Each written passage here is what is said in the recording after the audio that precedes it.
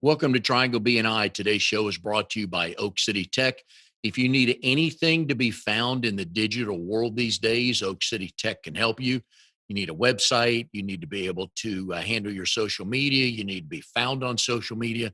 Anything like that in the digital world, they can help you. Go to oakcitytech.com. Tell them what you need. Tell Drago that we said hi. Hi, everybody. My name is Mike Manning. Each week, we bring you a small business success story from Triangle BNI. If you are not familiar with BNI, it is Business Networking International, the world's largest networking organization. In our little slice of heaven here in the Triangle, Raleigh, Durham, and Chapel Hill, each week we have about 30 chapters, almost 600 members meet, and our goal is to help each other grow their business. Our successful small business story this week is Glenn Wylie, the VP and Operations Manager of reDefine Home Design and Staging. Glenn, how you doing today? I'm great, Mike. Thanks so much for having me. Oh, glad to have you here. How's business? We are, 3 weeks? What are we, 18 days into January? How's business going? Well, January has started off with a huge surge, which we're really pleased about. It got a little bit slow, as it usually does around the holidays, but we are booming once again in January. It is amazing, this market, with what's going on with COVID and everything else, that it just still continues to motor along with some incredible numbers, doesn't it? Yeah, when all this, like most people, when all this kind of started, hitting us in March and April, I really was not sure what to expect. But fortunately, fortunately, where we saw some shrinkage in our business, we had other areas that grew. So we wound up doing better in 2020 than the year prior. That's impressive. Glad to hear that. Glenn is a member of RD37, the morning show. They meet Wednesday mornings at 8 a.m. It's by Zoom right now. But whenever we get back to in person, they meet at the Fox and the Hound at North Hills Mall. Glenn, what got you into that chapter? Oh, my wife, who is our company president, Sam Wylie, she had visited that chapter a few times before I came to work full time for our company, and she had several contacts in there, folks that know have gotten to know her over the years, and were great, promoters of their businesses and were encouraging us to become a part of it. And so it was just sort of like a natural fit for us. BNI is made for the real estate world. There's every chapter has a realtor, a mortgage broker, an insurance person. Some of them will have a closing attorney. I would imagine that your contact sphere in BNI is pretty good, being in the design and home staging world. Yeah, we have all those folks in our BNI group. The real estate group, as you mentioned, it's one of the anchor groups of BNI, of any BNI chapter, and we refer each other a lot of business. I admire married couples that can work together, Glenn. So let's go here for a minute, all right? All right. I love my wife to death. We've been together 34 plus years. Don't see us working together well. How do you and Sam pull that off? Well, we get along really well, and it's not that because uh, we don't have differences, and because we have so much in common. In fact, there's a lot of things that we don't have in common, but we really tend to complement one another. My weaknesses are her strengths, and vice versa. So as far as teaming up to run a company, um, it really works well because, again, she has strengths in certain areas that I don't, and I have strengths in areas that she doesn't, and we tend to focus on those things. And really the thing is that it's not like we're spending every minute of the day together because we run a business together. She's working on her stuff, I'm working on my stuff. Yeah, we're doing more from home now because of COVID than ever before, but like, I'm downstairs in my office, she's upstairs in her office. and she's working right now up in her office on various projects, and we can go a big part of the day in the same house and not really see each other that much. We'll have lunch together, but otherwise it's we're kind of doing our things and we come together when we need to. But most importantly, it's because we really get along well. And if I've got my research right, she started the company in 2003. It And was I'm sorry, 2007. oh, where'd I get? Okay. So I had you at 2007. I thought the company was before then. So how long had you two been talking about doing this? So we moved here to the Raleigh Durham area in 2006, and at the time our girls were babies. Yeah, they were toddlers, and Sam.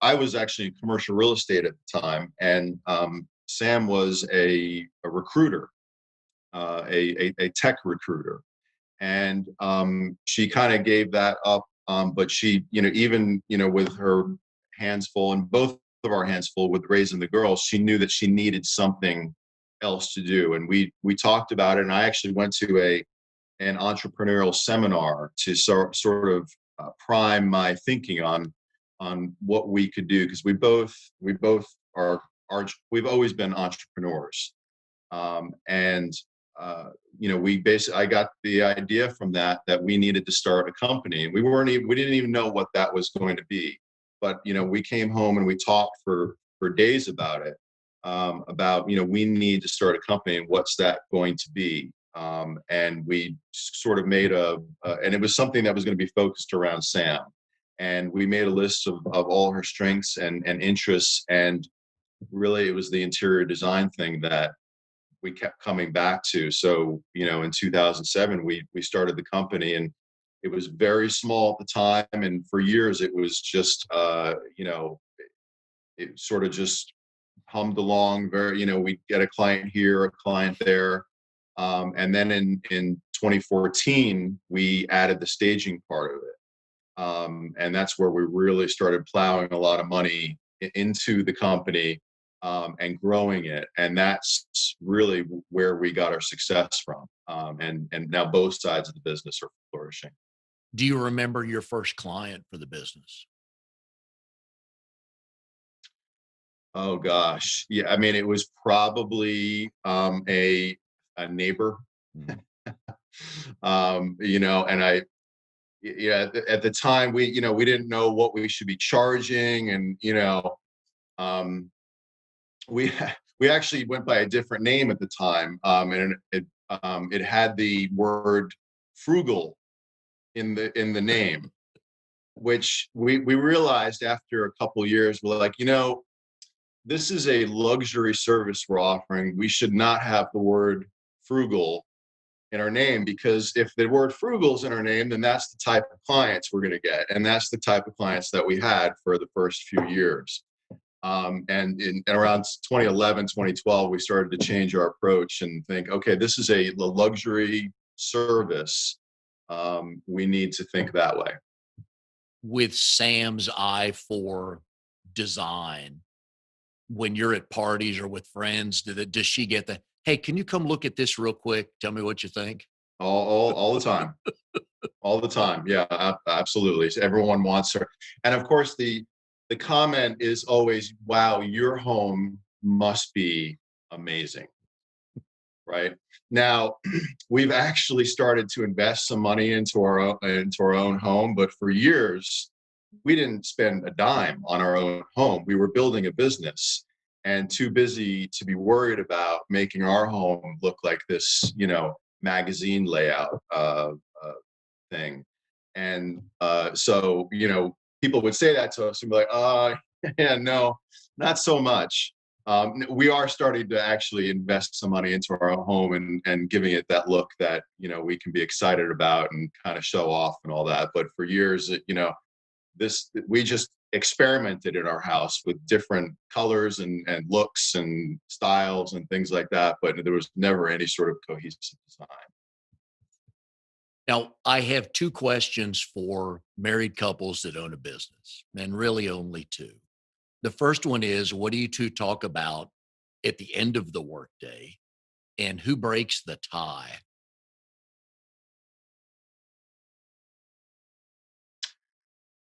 Well, we talk about work. you know, that's sort of, isn't that the double-edged sword of owning your own business? It grants you so much freedom in your life to do the things that you want to do, to run your schedule and your life the way you want to. But you can never punch out. You can't ever really say, okay, I don't have to worry about the business today. It's always there. And so you know it, you have to be careful that you're not spending all of your time with your spouse just talking about work. But I mean, at the end of the day, we tend to, because like I said earlier, we may not speak much during the day. So at the end of the day, we are probably updating one another on things work related. And as far as who breaks the tie, there's never a tie. She's always right. Good answer. When you two were putting the business plan together and kind of what it was going to look like, how did you start divvying up each other's duties for the business? So I'll give you a little background on how I sort of came into the business. I Sam was doing this. I won't say on her own, but in many ways she was doing it on her own for several years. We had folks that worked for us and with us, but I didn't come into the business full time until the summer of 2017. And at that point, in 2016, we realized, you know what, we let's this is our future, and we want to put, I hate to say all our eggs in one basket, but it's sort of, it's like, you know what, we're going all in on this. And prior to 2016, it was her full-time gig, but I only worked on it part-time. And I would look over the books and help with financial decisions and stuff like that. But I had a full-time job, and we decided, you know what, we can really make this a success if we're both 100% committed to it. So in 2017, I quit my job and I came to work full time for our company. And as far as dividing up the responsibilities, it was sort of natural. I'm an organization person. I'm a numbers person. I also have a lot of sales experience. So I've done the outreach and the sales and the knocking on doors, either literally or figuratively speaking. And so that was always going to be where I was going to be spending my time on outreach and on operations, on keeping things organized. I mean, of course we have an accountant and a bookkeeper and all that, but there's still, when you're running a business, you have to be paying attention to the money and who owes us what and where it's going and how it's being spent. And so I'm spending about 50% of my time on that, and 50% on promoting and selling the business. We are here with Glenn Wylie, VP and Operations Manager for reDefine Home Design and Staging. Glenn is in RD37, the morning show. They meet Wednesday mornings at 8 a.m. Today's show is brought to you by Oak City Tech. Folks, you need to get found. First thing that you need to have is a website. If you can't send folks somewhere, going to be difficult for them to get to know you, grab their information, form a connection, things like that. So please go to Oak City Tech, tell them you want a brand new website or you're not happy with the one you have, and they will make what you have even better so people can find you. All right, Glenn, you and Sam have two daughters. What's their role in the company or the business world, if any?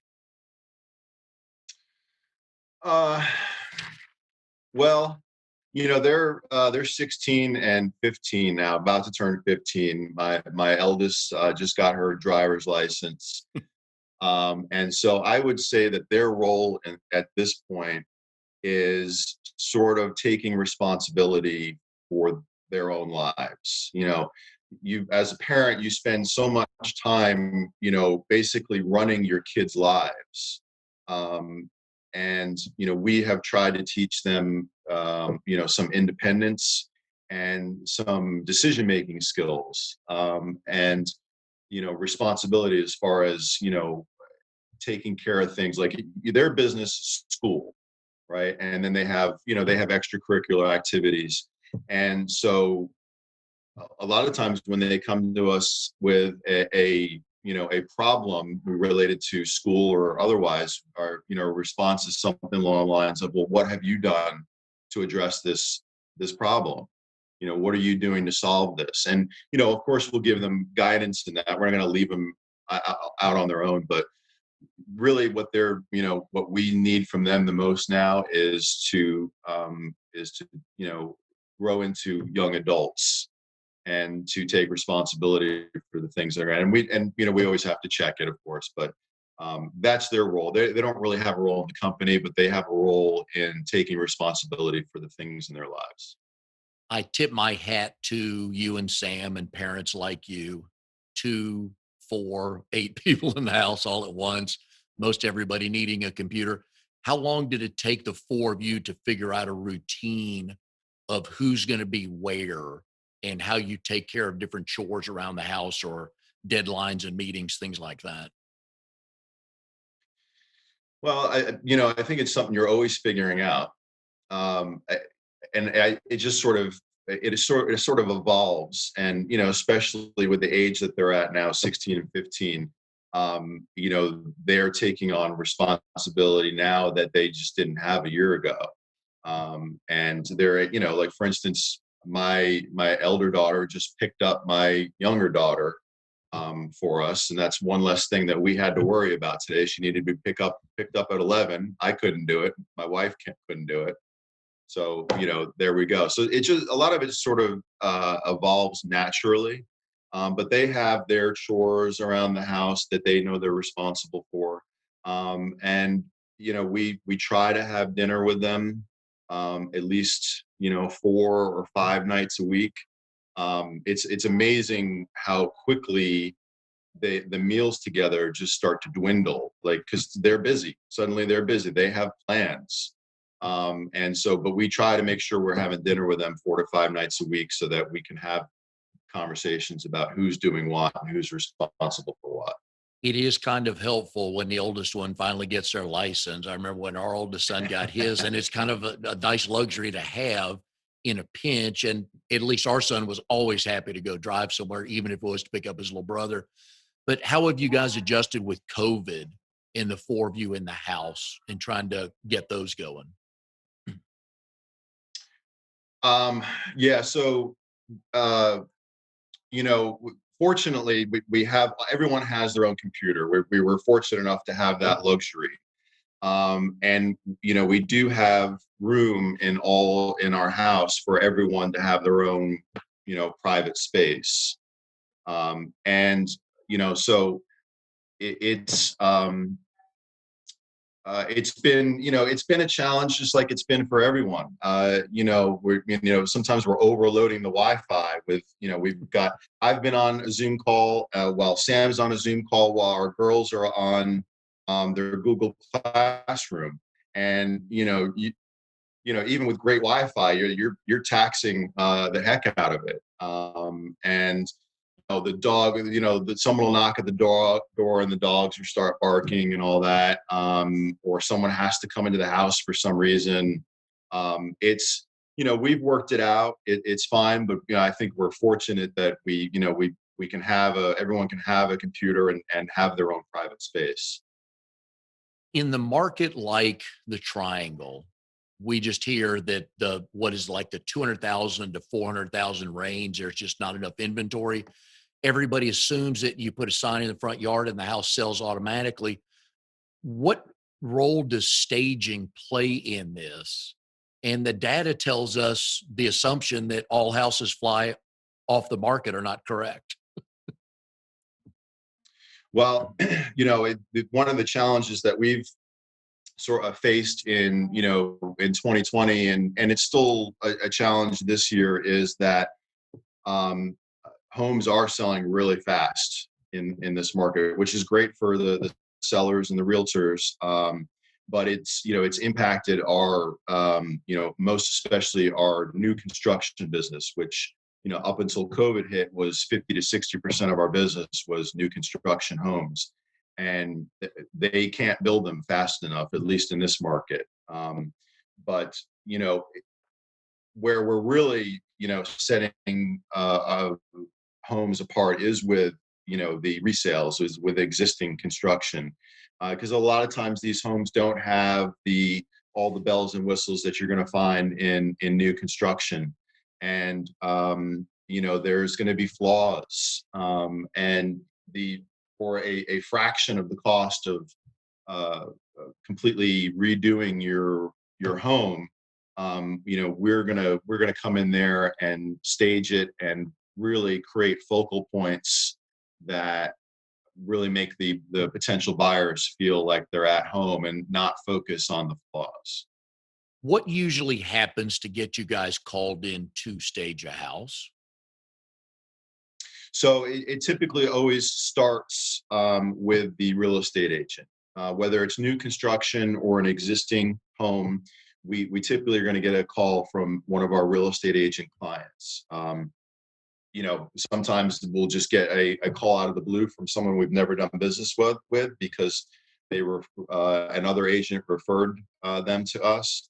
But we have a group of real estate agents that come to us again and again, and give us regular business, whether it's they work with a home builder or they're listing resales. It's almost always the real estate agent that reaches out to us, and ultimately the home seller might wind up being our client, because quite often they're the ones paying for the service. But it's the real estate agent that is the one that initiates it and makes the introduction. Is it because the house isn't moving? Well, for our best clients, they never hit the market before we've been in there to do our thing. We when we get a call out of the blue from an agent that hasn't used us before, a lot of the times it has been on the market and it is not selling, for sure. But our best clients, it does not go on the market before we see it, and usually do our thing, whether that's with our furniture and accessories and artwork, or if the client is living there, we may use their stuff to stage it. And how many rooms will you usually stage?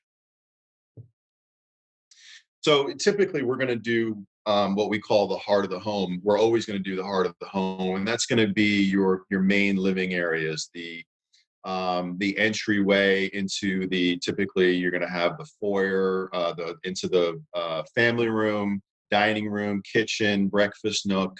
There may be a formal living room or office.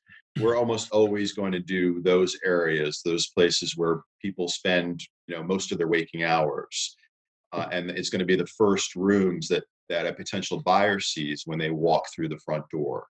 Um, Quite often, we're also going to do the master bedroom, and all the bathrooms, and that's going to be a very common thing as well. But in your bigger homes, there could be a bonus or rec room that we would stage. The outdoor areas we stage quite a bit, if especially covered porches and things like that. The front covered porch is a really important thing when because that's going to be the very first thing that someone sees. And if they have a beautiful front porch and it's empty, it doesn't make the same impact. It has some really nice outdoor furniture sitting there. How is your design eye and color wheel these days? Me, Yes. I have learned a lot from my wife doing this. Like, I know what needs to be staged. I know I can spot a home. I know what needs to be staged, and I know when something looks right, and I know when something looks wrong. But as far as fixing it, like if something doesn't look right, I'm not the person to go to for that. That would be my wife. Unfortunately, we also have a team of talented stagers and designers that are really good at that too. But yeah, no, I'm not the talent. Is it generally more or less furniture items and everything in the house when you're staging it to sell? So like more or less than what they would typically have there when they're living there. Yep. Yeah, so it would be less. Yeah, it would typically be less. Now, when we stage, we do a full staging. It's not, we don't skimp. I mean, they'll, it will have all of the furniture that you would typically see in a home. But a couple things. One is it's going to be arranged in such a way that looks best in pictures and is going to present the best for someone walking in there and looking at the home. It may not be how you would choose to live in the home, but it's going to look the best for pictures and for the eye when you walk in there. And the other thing is that one of the biggest problems that homeowners have in their homes is clutter. Mm. It's just too much stuff. It's not that necessarily that they have too much furniture, but they got too much stuff.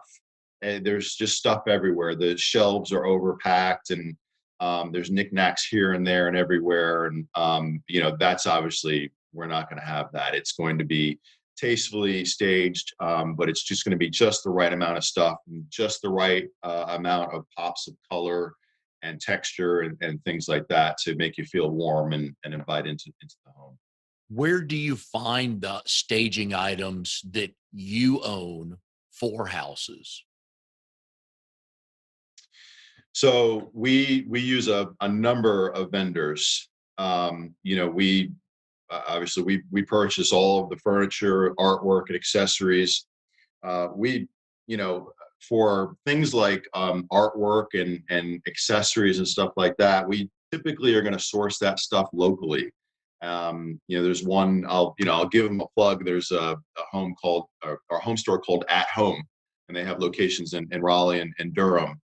And they are sort of like the decor superstore, if you will. And so, for things like that, we'll typically get it there. They give us we get a designer's discount and all of that. But for our large items, furniture and stuff like that, we have a few different vendors that we use that we order from, and we buy wholesale. So obviously, it's not the same as buying it off the showroom floor. I will tell you a quick story that when we first got into the staging side of the business, we were given an opportunity to stage a handful of homes all at once, and we needed the furniture quickly. And the thing is when we order furniture wholesale from vendors, there could be a 6 to 8 week wait. Well, we didn't have 6 to 8 weeks to wait, and so we went to Rooms to Go, and we ordered several family room and dining room and bedroom sets from Rooms to Go. And that's how we started out in the staging business. Now, we don't do that anymore. And there's nothing wrong with Rooms to Go furniture. So it's not necessarily the highest quality stuff, but it looks good. And it actually worked great for staging, because people aren't generally using our furniture, they're just looking at it. But economically speaking, it's not the most viable way to run a staging business, to buy your furniture from Rooms to Go off the showroom floor. So we got away from that pretty quickly and realized, okay, we need to plan ahead and start buying stuff wholesale and having it delivered. How big's the warehouse these days? So it's not that it's 3,500 square feet, which is not that large. We have racks, that go up 12 feet, and there are 3 levels, and so we can get quite a bit of stuff in there. I will say that over the Christmas holiday, when things were quite slow on the staging side, we wound up getting several storage units at a place that we use right around the corner from our warehouse to hold all the stuff, because we just didn't have room in our warehouse. But the key is not to have it in the warehouse, because it's not making us any money there. It's just costing us money. So we love it when our warehouse is feeling empty. That's the best feeling in the world. So we're always balancing. We've actually moved into a bigger warehouse 3 years in a row now. We started out all using storage units, and then we got a 1,200 square foot warehouse, and then we got a 2,500 square foot warehouse, and now I think it's 3,600 square feet that we're in now. But we moved up every year, and we might wind up doing it again this year. We'll see. But warehouse space is actually at a premium right now for smaller spaces like that. Anything under 10,000 square feet can be hard to come by in this market because the trades are doing so well right now. We are here with Glenn Wylie, VP and Operations Manager of reDefine Home Design and Staging. Glenn is a member of the morning show BNI chapter. They meet Wednesday mornings at 8 a.m. So if you have Wednesday mornings available, want to go meet some good people and some folks that can help you grow your business, please give Glenn a shout. His number's been on the screen here during the show. Today's show is brought to you by Oak City Tech. Social media, folks, there's a lot of noise out there. And you need somebody who knows what they're doing, can schedule the post properly, can put the proper post together that will get your message out there so you can be found. Please go to Oak City Tech. Tell them what you're looking for. I know they'll be able to help you. All right, Glenn, one of my favorite questions to the married people that come on the show is, how did you and Sam meet?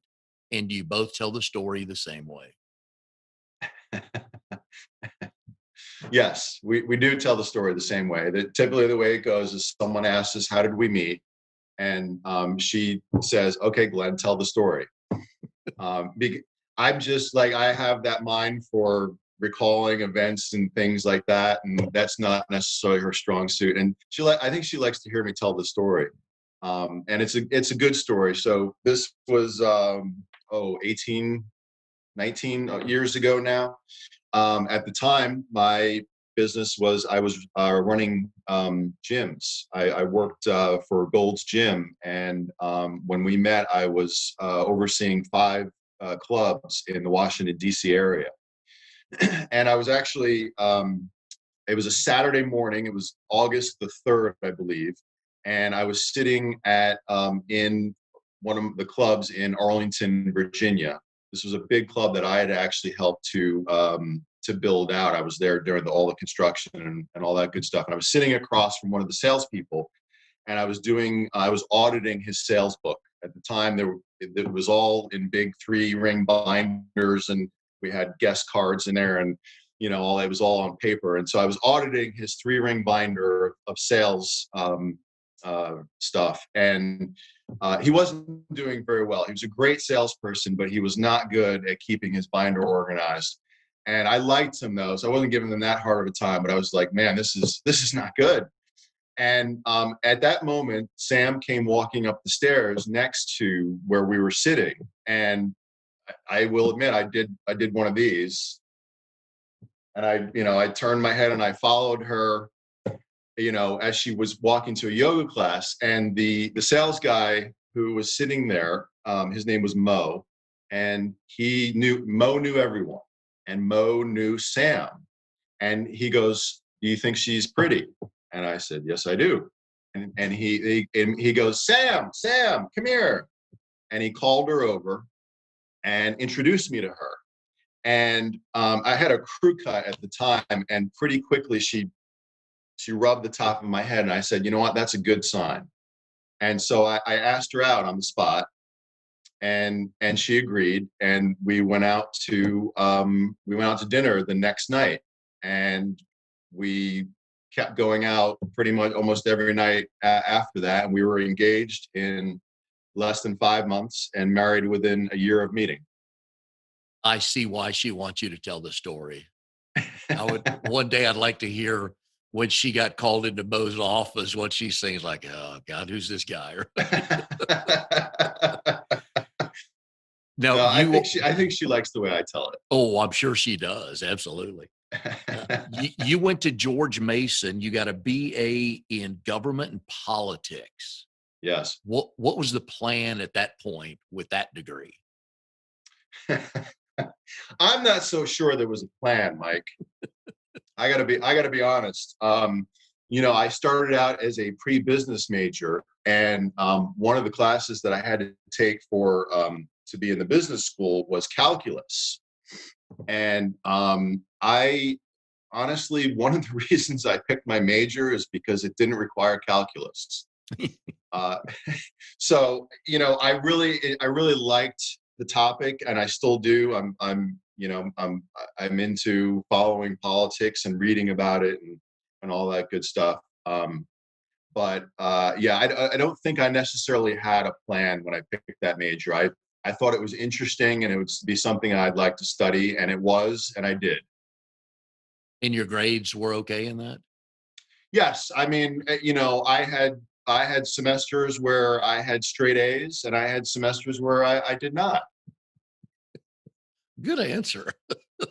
I think that would make you a consistent college student then, right? Uh-huh. One of the other jobs you've had, I wanted to get to, you were a consumer protection officer for the North Carolina Real Estate Commission. Man, you Yes. must have gotten some good phone calls. Oh my. Yeah, that was a great job, and it's really the only sort of regular 9 to 5 job that I've ever held. I got there at 8:30. I punched the clock. I worked until 5, and I punched the clock when I left. It's the only job like that I ever had, and what led to that was I was in the commercial real estate business in 2009, 2010, and had been for several years at that point when the economy fell apart, and I was not making any money. And we also had the design business, which was not making a lot of money.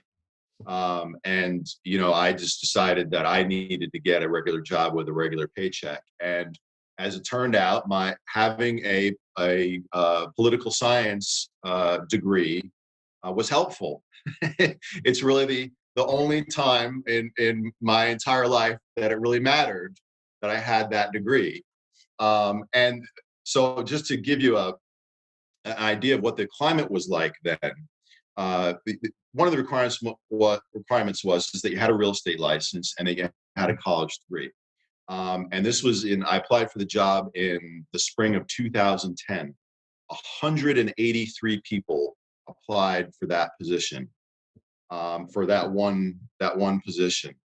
And so I like, it makes me feel really good that I got the job. I must have said something or done something right, but they were, I guess, impressed by me.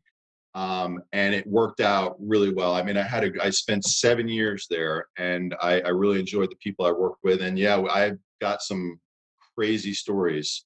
I Most of the time I was there, I was investigating complaints against real estate brokers, and the vast majority of them were sort of, they were basically customer service complaints that we wouldn't do anything about. But there were some really important cases that I was involved in, that some involved, fraud and embezzlement and theft and things like that. That, while there are a tiny little fraction of all of the complaints that they got, they were important cases to be involved in. I was part of that work. That'll turn into a couple of good chapters in the book you write one day, right? For sure, at least. How many staging jobs can you guys effectively handle at once? Um, you know, in a single day, what we like to do in a day was we like to destage a home and we like to stage a home, meaning we go pick up all the furniture, accessories, and artwork from a home that has sold, is through the due diligence period, and is pending closing, and then we go stage another home, and we may use some of that stuff along with other stuff that we already put on our truck. But that's what a good day looks like. We have staged 2 homes in a day, but there's when we're on site staging home, that may only last 3 to 4 hours. But there's a lot of planning and preparation that goes into it that happens before we get there. And so, really, we like to, that's how we like to do it. We like, if we can stage 5 homes a week, we're very happy with that. And you're only there 3 to 4 hours? At the actual staging, that's correct. Yeah. Wow. Yeah. So yeah, I mean, we have a system. We have it planned out. We have 2 movers on any job, and then typically 2 stagers. Now, if it's a small staging, we might only have 1 stager. If it's a big one, we might have 3 or 4 stagers there. So we could have, typically we're going to have 4 people working on the job, and it could be as many as 5 or 6. But the planning of it, we know we have everything picked out before we get there, and it's all on the truck. And so all of the furniture pieces, the rugs, the lamps, the all the art pieces, the pillows, the bedding, it's all picked out and packed up. And so our team, they're good. Our movers get that stuff into the house quickly and safely and without damaging anything, and including the homeowner's house. And our stagers get it set up quickly. This is something we've been doing, so we can make it happen. So yeah, a lot of times 3 hours or less. Is that generally when they're having an open house? Uh, they will a lot of times have an open house after we stage it. But I don't. I think the open houses aren't quite as popular as they used to be, especially for the resales. But we will usually stage a house before they have an open house. Sure. What's the average amount of time your stuff will stay in a house? Well, it's gone down quite a bit over the last year, and I'd like to take full credit for that. But some of that has to do with the fact that the home market here is so good. It's like right now it's like 2 weeks. Prior to this new renewed housing boom that we're having now, it was probably more like 3 to 4 weeks, which we think is excellent. I mean, if the house can sell within 30 days, we're really pleased with that. A lot of times it sells within 1 to 2 days. But on average right now, it's roughly about 2 weeks. And the data nationally shows that the house goes for more money when it is staged properly. That is correct. Yeah. So the National Association of Realtors has done what they call a profile on home staging. For the last, they do it every other year, I believe, and they did one last year, or it might have been 2019. But it's basically a survey of like 60,000 real estate agents and their experiences with home staging and how it impacts everything from the days on market to the offers that they receive. And the report basically concludes that stage homes do command a higher sale price with fewer days on market. Is that why you added the staging a couple of years ago?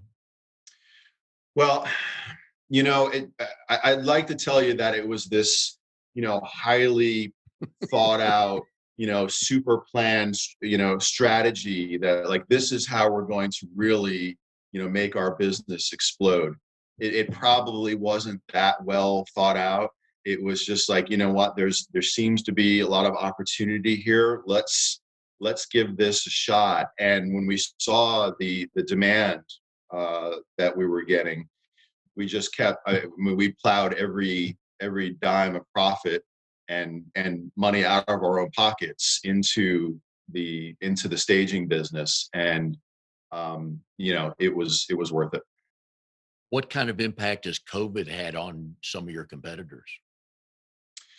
I think we're all sort of feeling it as far as staging is concerned, because the home builders just are not staging as much as they used to. And I'll say that most of our home builder clients are local and regional builders. We don't stage for any of the nationals. Typically, the nationals either do not stage or they do it in house. They're big enough and they have enough money where they buy their own furniture. They hire they have an in-house person that manages over that, and they do it themselves. Our home builder clients are the locals and the regionals, and like I said earlier, they just can't seem to build homes fast enough. I will say that our team should be staging a home right now. But unfortunately, I got an email yesterday from the home builder, who's a local home builder and who has been a great client of ours. And they put the home under contract yesterday morning. So, they said, listen, you can stage our next one as soon as we have it finished. And we said, fine, they're a good client of ours, and it's just something you got to deal with. It's kind of one of those, I'm really happy for everyone, but Well, when you get that email, it's like, because I always, anytime I get notified by a client that the home is sold, of course, I always give them a congratulations. That's great. That's great news. That's hard to do when you lost the job because they sold the home. But you just have to roll with it. oh yeah.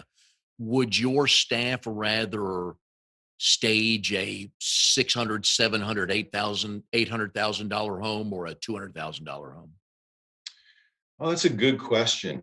We do both. Our most of the homes we're staging, just because there's so many of them in this market, tend to be between $400,000 and $600,000. And it's just a product of the fact that there's so many homes in this market that are in that price range. And once you get much under 300,000, they're going to sell regardless of what you do. And there typically may not be the budget for staging, especially you get much under 300,000. But we do some cool, in terms of price, you can have a 1,500 square foot bungalow in downtown Raleigh, that's $600,000. And it's a tiny staging, and might be challenging because it's such a small floor plan. But I think the stagers do like doing things like that because the homes can be so charming, and they have so much character to them, and when we can go in there and really sort of bring out that character.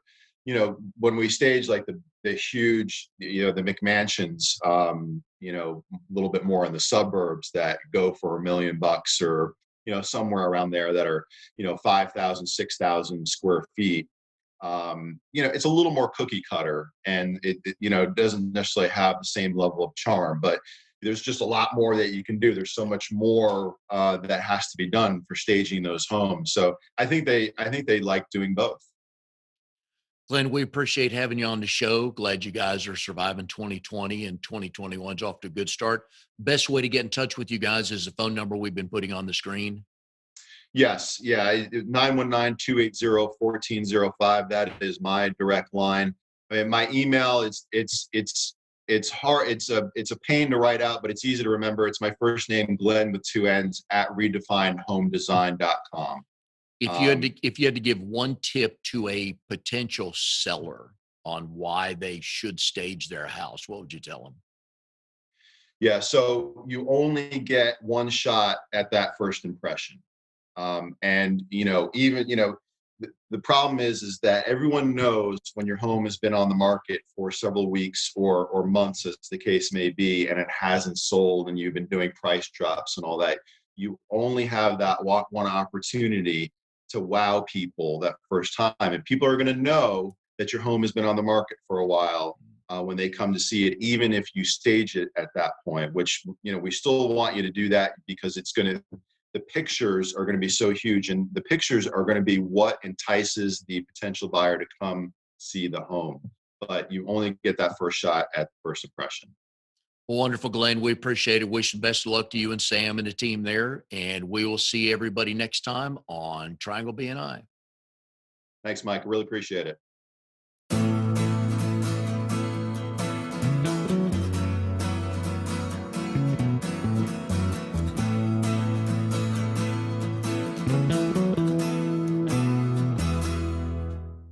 You are tuned to the Nissan Communications Network. If you tuned in too late, you can always watch each program in its entirety or download an MP3 audio file of it in the archives section at nissancommunications.com. Don't forget to subscribe to our YouTube channel, follow us on Twitter, and like us on Facebook. Sponsored by Telestream's Wirecast software, StreamingGear.com, Carolina Apparel, and DeltaForce.net.